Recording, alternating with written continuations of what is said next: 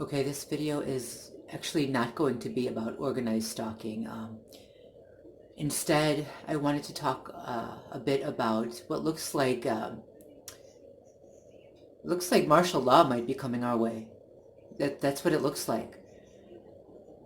So it should come as no surprise to most of you listening to this now that the government has been doing what they can, it seems, to try to take away more and more of our freedoms and civil liberties, right?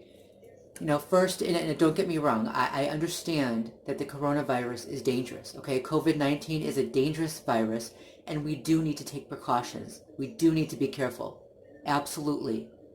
All right? And everybody knows by now that I've become almost, obsessive about germs and staying clean and sanitary. And so I understand it's a dangerous virus. I'm not taking this lightly, but it's also clear that the situation can be abused. Okay, it can be misused in order for the authorities or Big Brother to take more and more freedom away from us. All right, we already had a lot of restrictions put on us as to where we could go and when we could go out, and what we could do when we were out, and just even going out to the store became impossible for some people, right?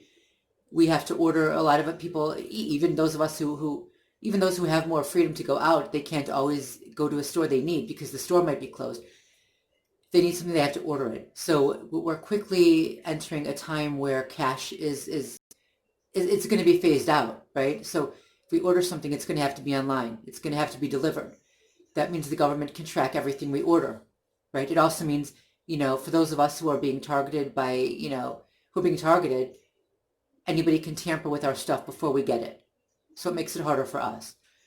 But, aside from that, aside from, the restrictions on where we can go and not being able to purchase things that we need, there's, cell phone tracking and contact tracing. That's terrifying, right?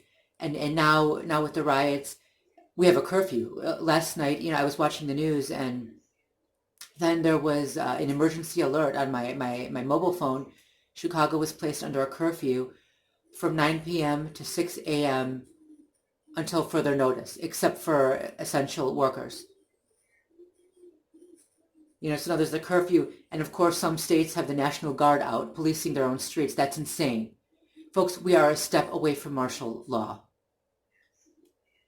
Okay, that's what's coming. And just like the virus can be misused in order to limit our freedom, so too can the riots. Even peaceful protesters can be used as scapegoats in cases like this in order for the government to justify limiting our freedom or taking more away from us. And, for the record, I absolutely 100% stand with the peaceful protesters. Okay, what's happening in this nation, the human rights atrocities, it's horrible. It's horrible. So I stand with the peaceful protesters. What I don't agree with is the looting of stores and shops and the vandalism of innocent businesses, owned by innocent people who have nothing to do with the crimes that are being committed, right? They have nothing to do with the human rights atrocities being committed. So why attack them? Why attack their businesses? Okay, that makes no sense. But to stand up and speak out and even scream against the abuse that's taking place, I am with you 100%. Unfortunately, this can all be used, and it is being used, to limit the freedom of all of America. How many states now are under a curfew? That's insane.